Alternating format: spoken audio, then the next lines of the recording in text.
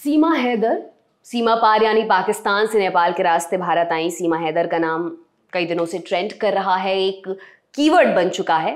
वजह किसी से छिपी नहीं है। आपने अब तक सीमा हैदर से जुड़ी ना जाने कितनी रिपोर्ट्स देखी होंगी। सीमा लगातार प्रेस से बात कर रही हैं, बता रही हैं कि भारत तक सफ़र किन किन पड़ावों से होकर उनका गुजरा और उन्हें यहाँ की ज़िंदगी में क्या अंतर महसूस होता है। यार पर मैं भी रिक्वेस्ट भी करूंगी कि मैं वापस नहीं जाऊंगी और ना मुझे भेजा भी जाए। मैं यहाँ बहुत खुश हूँ और हम कोर्ट मैरिज कर लेंगे और मैं हिंदू धर्म स्वीकार कर चुकी हूँ। बाकी जो भी है वो भी करके पूरी तरह से हिंदू बन जाऊंगी। अगर बच्चे उनके पास जाना चाहते हैं तो मना नहीं करती। मेरा लड़का बड़ा है, वो उनके पास नहीं जाए, कभी कभी उन्होंने इतना प्यार दिया ही नहीं उनको कि ये उनके पास जाएं। अगर ये जाना चाहते हैं तो भले जाएं, पर मेरे बच्चे नहीं जाएंगे, मुझे पता है। और वो बकवास कर रहा है, वैसे ही मुझे उनके साथ रहना ही नहीं है। और 2019 से लेकर 20 तक तो था, अब मेरे से कोई कांटेक्ट नहीं है और मैं उसके साथ रहना भी नहीं चाहती। वैसे फिसला फिसला के मुझे बुलाएंगे, फिर बहुत बुरा करेंगे वहाँ पे मेरे साथ। क्या लगता है कि आपको बेला बुला रहे, फिर उसके बाद क्या करेंगे? मार ही देंगे। हमारा यही सिस्टम चलता है, हमारा काला काली कहते हैं, वो रवाज चले हमारे। बलोच का मतलब बलोच है ना, तो बलोच में यही है। बहुत लड़कियां मर गई जिनको वहाँ गाँव में, उनके पास पुलिस तो जाती नहीं गाँव में हमारे। जो मेरे बच्ची का गाँव था पहले वाले का, ना वो कानून जाते ना वो कानून बात भी कर सकता है। मैं वहाँ नहीं जाना चाहती, मैं यह मरूंगी भी यहीं और जीऊंगी भी यहीं। सीमा हैदर की सचिन से मुलाकात पबजी खेलते वक्त हुई थी, जिसके बाद दोनों के बीच दोस्ती हुई। दोनों ने अपने मोबाइल नंबर साझा किए। सीमा 10 मार्च को नेपाल आई। सीमा का दावा है कि उन्होंने नेपाल के एक मंदिर में सचिन से शादी कर ली थी। शादी के बाद वो पाकिस्तान लौट गई थी, लेकिन वो सचिन के साथ ही रहना चाहती थी, जिसके बाद वो 10 मई को अपने चारों बच्चों के साथ कराची शहर से शारजहां पहुंची, फिर फ्लाइट के जरिए काठमांडू पहुंची और एक प्राइवेट गाड़ी से पोखरा पहुंची। इसके बाद बस से दिल्ली आ गई। सीमा 13 मई को नोएडा आई, जहां से सचिन उसे रबुपुरा ले गया। दोनों किराए पर रहने लगे। पुलिस को मामले के बारे में पता चला तो 4 जुलाई के दिन पुलिस ने दोनों को गिरफ्तार कर लिया। हालांकि अभी दोनों कोर्ट से जमानत पर रिहा हैं। सीमा हैदर और सचिन को लेकर तरह तरह की थ्योरीज, तरह तरह की बातें मीडिया में चल रही हैं। बहुत सारे लोग आकर अपना ओपिनियन दे रहे हैं, अपनी राय दे रहे हैं। पाकिस्तान और हिंदुस्तान में आंकड़ा चल रहा 36 को। हम तो ना कह रहे ये जो दुश्मनी है रिश्तेदारी में बदल जाएगी। ये जो दुश्मनी है रिश्तेदारी में बदल जाएगी। वो माननी पड़ेगी ये बात, तो रिश्तेदारी में बदल देंगे। मैं तो यार अभी मुंह की रेखाएं भी नहीं आई है। पाकिस्तान का पहला बंदा बोलेगा पहली बार जय श्री राम, जय श्री राम, पाकिस्तान का पहला पर्सन जय श्री राम, जय श्री राम। आप लोगों को कैसे पता चला ये प्रकरण के बारे में, जो पूरा केस हुआ? मीडिया से पता चला या पहले? देखो उनका जो था, इन लोगों ने जो बताते हैं, जैसे कि ये लोग मतलब मैरिज के लिए वकील के पास गए तो वहाँ वकील ने इनसे डॉक्यूमेंट मांगे। अब इनके पास प्रॉपर डॉक्यूमेंट था नहीं, जो भी आधार कार्ड वगैरह पाकिस्तान का था, उससे वकील ने इनको मतलब पुलिस को संपर्क किया, पुलिस से इन्फॉर्मेशन की। उसके बाद जब यहाँ पुलिस आई तब यहाँ पता चला सबको कि मतलब ये जो भी है पाकिस्तान से लड़की आ गई है। यहाँ किसी को पहले पता नहीं था कि पाकिस्तान से आके यहाँ रह रही है, ऐसा कुछ पता नहीं था। जब यहाँ पुलिस आई है, थोड़ा जांच पड़ताल हुई है, तो उसके बाद पता चला सबको। अब तक आप क्या कुछ नया पता चल रहा है? कुछ नई बात पता चली? मामला पाकिस्तान से जुड़ा हुआ है, सारे देश को पता है। जब तक रही बात इवेंट की बात चल रही है, क्या इवेंट होगा? कुछ इवेंट जब होगा, सारी एजेंसी जितनी भी हमारी एजेंसी हैं, IB हो CBI हो, सारी क्लीन चिट दे दें कि इनका कोई भी वहाँ क्राइम रिकॉर्ड, किसी भी जासूस कंपनी से कोई संपर्क ना है। फुल वेलकम है। यदि बाई चांस कोई निकलता है बाद में, क्योंकि डिस्टर्बेंस हो रहा है फुल पब्लिक को भी, सोसाइटी को भी, तो पहले जितनी भी हमारी ये एजेंसी है क्लियर करें कि इसका कोई भी वो नहीं है। उसके बाद में इवेंट भी होगा और आपको इनवाइट करा जाएगा कि हाँ इवेंट हो रहा है और इसका वेलकम हो रहा है। उससे पहले सबके दिमाग में ये कहीं ना कहीं शक है कि कहीं इसका कोई जासूस से किसी से भी रिलेटेड कोई वो नहीं है, क्योंकि मीडिया भी दिखा रही है कहीं डेट ऑफ बर्थ में वो शक है, सिम वगैरह चेंज कर दिए, फ़ोन के ही हैं, तो कहीं ना कहीं एक शक की गुंजाइश सबके मन में है।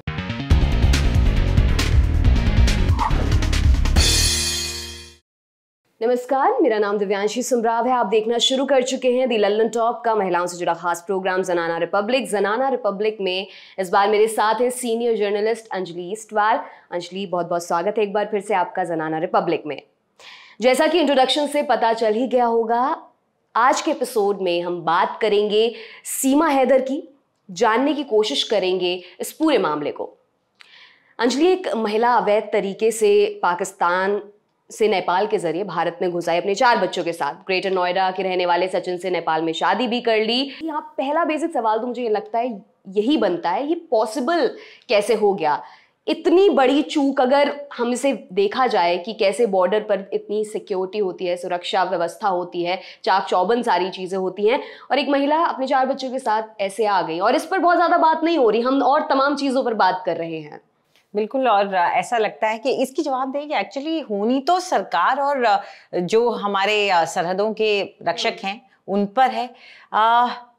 शायद एक महिला होने की वजह से अंडर एस्टिमेट कर दिया जाता है हम लोगों को, और ये उम्मीद नहीं की जाती है कि हम लोग ऐसे कुछ करेंगे। तो वो आ गई, उनको रास्ते में किसी ने रोका नहीं। बच्चे होने से एक और वो हो जाता है, एक आपको कोई सोचता नहीं है कि ये घुसपैठियां होंगी।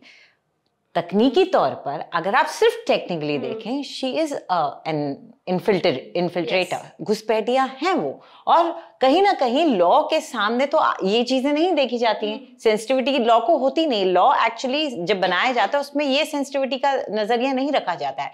तो ये वाकई में आपने बात सही कही है, सुरक्षा का चूक तो है। और इसी मसले पर मैंने एक ट्वीट देखा retired lieutenant general KJS Dhillon का, जिसमें उन्होंने लिखा कि क्या आपको स्लीपर सेल के बारे में ज़रा भी आइडिया है और दुश्मनों की इंटेल एजेंसीज उन्हें कैसे ऑपरेट करती हैं। उन्होंने आगे लिखा कि ये शक पैदा कर रहा है कि जिस तरह सीमा हैदर बात कर रही हैं, और ये सवाल उठाया भी अब जा रहा है कि बिल्कुल बात करने के लहजे से देखा जाए तो कोई एक्सेंट नहीं है। कई लोग इस सवाल को पूछ रहे हैं, आपकी राय भी मैं इस पर जानना चाहूँगी। तो पिक्चर एक मैंने भी देखी थी, वो याद है आपको, जिसमें इरफान खान होते हैं पाकिस्तान में और वहाँ नाई का काम कर रहे होते हैं, बहुत साल से स्लीपर सेल के होते हैं, और उसके बाद जब वो दाऊद टाइप के गैंगस्टर को साथ में पकड़ के लाते हैं। तो हाँ, स्लीपर सेल के बारे में हम सभी जानते हैं। डोभाल साहब के बारे में लोगों ने सुना हुआ है, वो भी लंबे वक्त तक रहे हैं। पर क्या ये उनके एक किसी अपने ही ऑपरेटिव के वापस आने का मसला हो सकता है, या क्या ये उनके एक ऑपरेटिव के आने का मसला हो सकता है? ये बात उठाई जा सकती है। पर मुझे तो ये मुद्दा एक्चुअली लगता है कि जितना सतही तौर पे दिख रहा है शायद उतना ही हो, उससे ज्यादा ना हो। और अगर ये वही है तो मेरी चिंता कोई और ही है। और वो एक्चुअली में अब तक किसी ने ये बात नहीं की। मेरी चिंता वो 4 बच्चे हैं, उनका क्या, वो बेचारे यहाँ आ गए, उनकी पढ़ाई कौन कराएगा? उनको कहीं एडमिशन मिलेगा? क्या वो यहाँ आना भी चाहते थे? किसको पिता बोलेंगे, किसको दादा बोलेंगे, किसको दादी बोलेंगे? नाना नानी को छोड़ के आ गए, अपने दोस्तों को छोड़ के आ गए, अपने घर को छोड़ के आ गए, अपनी मर्जी से नहीं, एक माँ हाथ पकड़ के खींच के ले आई। जी, और जैसा कि उनके पति गुलाम हैदर, जिनके वीडियोस बड़े सरफेस हो रहे हैं, वो भी कह रहे हैं कि चाहे जैसे भी हो वो वापस आ जाए, मैं उसे रख लूंगा। जितनी भी हम मीडिया कवरेज इस पर सुन रहे हैं लगातार, सीमा हैदर बार बार ये बोल रही हैं कि वो इतने अच्छे इंसान हैं नहीं जितने कैमरा पर दिख रहे हैं, जितनी अब बातें कर रहे हैं। उन्होंने कभी मुझसे इज्जत से बात नहीं की। तो इसमें एक ये पॉइंट भी कई जगह उछाला जा रहा है और इस पर भी बात की जा रही है कि वहाँ पर उनको वो प्यार और ये सम्मान नहीं मिला तो वो यहाँ पर आ गई। अगर इसको एक औरतों के नजरिए से देखा जाए तो इस पर अंजलि आप क्या कहेंगी? देखिए, उनकी मर्जी है, आना चाहती हैं, बिल्कुल सही है, उनकी मर्जी, लेकिन लेजिटिमेट तरीके से आई है। अपने पति को, अब ये भी कंफ्यूजन है कि डिवोर्स दिया है कि नहीं दिया। वो कहती हैं कि दे दिया, लेकिन पति कहते हैं नहीं दिया। तो अपने पति को डिवोर्स दीजिए, अपने परिवार वालों से बच्चों के बारे में बात कीजिए, उनका सही भला समझिए, फिर उसके बाद एक लेजिटिमेट तरीके से यहाँ पर अगर आप दोनों एम्बेसी से बात करते और कोई तरीका ढूंढते तो हो सकता था, कोई तरीका निकल सकता था। आप जिस तरीके से आए हैं उससे सिर्फ सबका नुकसान हो रहा है। वो प्यार और सम्मान आपको वहां नहीं मिला, तो क्या आज आप जब यहाँ आ गए और एक पति को छोड़ के आए हैं, ये क्या गारंटी है कि 2 साल बाद ये प्यार और सम्मान यहाँ कायम रहेगा? ये क्या गारंटी है कि यहाँ पे आपको रिजेक्शन का सामना नहीं करना पड़ेगा? शुरू में सबका प्यार होता है, शादी में आगे जाके बात बदलने लगती हैं। और आप 4 बच्चों के साथ आए हैं, तो मुझे बार बार उन बच्चों की चिंता होती है कि उन बच्चों के फ्यूचर का क्या होगा। और क्या है वो, हिंदुस्तानी हैं, पाकिस्तानी हैं, घुसपैठिए कहलाए जाएंगे, पढ़ेंगे कहाँ, लिखेंगे कहाँ नौकरी करेंगे, कैसे खाएंगे? It's really worrying. और जिस तरह से हर मामले पर सोशल मीडिया पर दो धड़े, और या फिर मैं कहूँ कई धड़े बढ़ जाते हैं। इस बार भी यही हुआ, खूब हो हल्ला मच रहा है। ये जैसा मैंने शुरुआत में भी दर्शकों से कहा, ये कीवर्ड बन चुका है, आप लगातार कई दिनों से इसे ट्रेंडिंग सेक्शन में देख रहे हैं।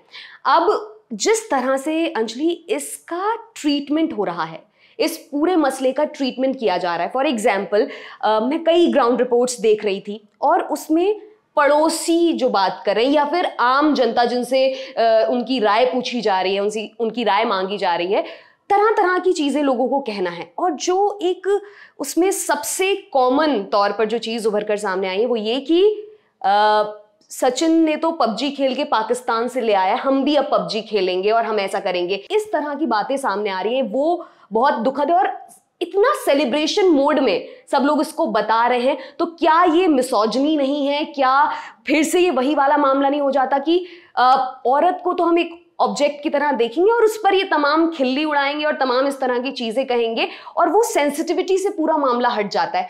आप क्या कहेंगे? डीह्यूमनाइजिंग है। आपने एक महिला को डीह्यूमनाइज कर दिया है, ऑब्जेक्टिफाई जैसे आप कर रहे हैं, बिल्कुल आपने वो कर दिया है। आप सचिन के लिए क्यों नहीं बोलते? वो क्या कर रहे थे भाई साहब? उनको अगर नेगेटिवली बोलना चाहे, उनको लड़की नहीं मिल रही थी कि पबजी से उनको लेकर के आनी पड़ी और पाकिस्तान तक जाना पड़ा। तो ये मजाक क्यों नहीं हो रहा है? मजाक लड़की और महिला पर ही क्यों हो रहा है? क्योंकि ये वो आसान है। आपको मौका मिल गया है पाकिस्तान को टारगेट करने का। क्या एक 23 साल की लड़की, एक तो उम्र को लेकर भी कुछ पक्का नहीं है, 23 की है, 27 की, 28 की है, ये भी, तो ये बहुत ही एक ग्रे एरिया है। लेकिन क्या एक 20s में जो एक महिला है, क्या वो एक देश को टारगेट करने का जरिया आपका रह गई है? क्या हमारे देश के लिए भी यही अब रह गया है? हम लोगों के लिए ये ना तो जस्टिफाइबल है, ना ही हमें सूट करता है, जो स्टैचर इंडिया का है, और पढ़े लिखे लोगों को भी ये सूट नहीं करता है। तो मेरे ख्याल से आप बिल्कुल सही कह रही हैं, ये ऑब्जेक्टिफिकेशन ऑफ द वुमेन है और ये सिर्फ इसलिए किया जा रहा है क्योंकि महिला है। लेकिन जो मीडिया, जो मेन स्ट्रीम मीडिया से उनको जो अटेंशन मिल रही है, अगर वो मना कर देती, अब परिवार मना कर देता, अब हम नहीं करेंगे और इंटरव्यू, खड़े रहिए आप बाहर 15 दिन तक, मैं तो नहीं दे रही इंटरव्यू, तो शायद कहीं थम जाता। बट ये थमने का नाम नहीं ले रहा। और वो जैसा अभी आपने कहा, अभी लाइन लग रही है, कोई कह रहा है अभी हमें देखने का मौका नहीं मिला। ये किस तरह की, अंजलि, किस तरह की बातें हैं, किस तरह की जो सोच अंदर तक घर की हुई है वो निकल कर बाहर आ रही है इस पूरे मसले से। एक चीज ये भी आई है। दूसरी बात, AIMIM चीफ असदुद्दीन ओवैसी का भी इस मामले पर एक बयान सामने आया जिसमें वो कह रहे हैं क्या इसे लव जिहाद की श्रेणी में नहीं रखा जाएगा। वो ये बात बोल रहे हैं कि अगर धर्म परिवर्तन कर लिया है तो क्यों इसे लव जिहाद ना कहा जाए। तो रिलीजियस कन्वर्शन लॉ बना दिया आपने, ये लव जिहाद नहीं हुआ? नहीं मालूम मेरे को, ये नहीं हुआ क्या? तो वो पाकिस्तान से कैसे आ गई आप इंडिया में? नेपाल के जरिए आई, नेपाल के जरिए सर। अरे भैया, ये BSF को बोलिए, अमित शाह को बोलना चाहिए, ऐसा कैसे बॉर्डर क्रॉस करके आ गए? मैं आपसे पूछना चाहूंगी, आप क्या सोचती हैं? यहाँ पर ये है कि महिला बहुत खुद अपने आप ये बार बार मीडिया में आकर के कह रही है कि मैंने अपनी मर्जी से यहाँ आई हूँ, जिसे हम कहते हैं ना कि किसी चीज के लिए 7 समुंदर पार करके चढ़ जाना, पहाड़ चढ़ जाना, उन्होंने एक्चुअली वही किया है। वो पहाड़ को चीर करके उसमें से गंगा बहा के ले आई हैं क्योंकि उनको सचिन के साथ रहना था। ठीक है, तो ऐसे में लव जिहाद की मुझे तो लगता है कि लव जिहाद, वैसे भी मैं इस चीज में बिलीव नहीं करती, ना मैं इस तरफ से बिलीव करती हूँ ना उस तरफ से, इसलिए मैं इसको नहीं मानूंगी। बहुत बहुत शुक्रिया अंजलि कि ये जो पूरा वायरल मुद्दा इस वक्त हो रखा है सीमा हैदर को लेकर, उस पर आपने अपने विचार रखे। हम अपने दर्शकों से भी पूछते हैं कि वो क्या सोचते हैं इस पूरे मामले के बारे में। अब आपसे मुलाकात होगी अगले हफ्ते, तब तक के लिए बहुत बहुत शुक्रिया।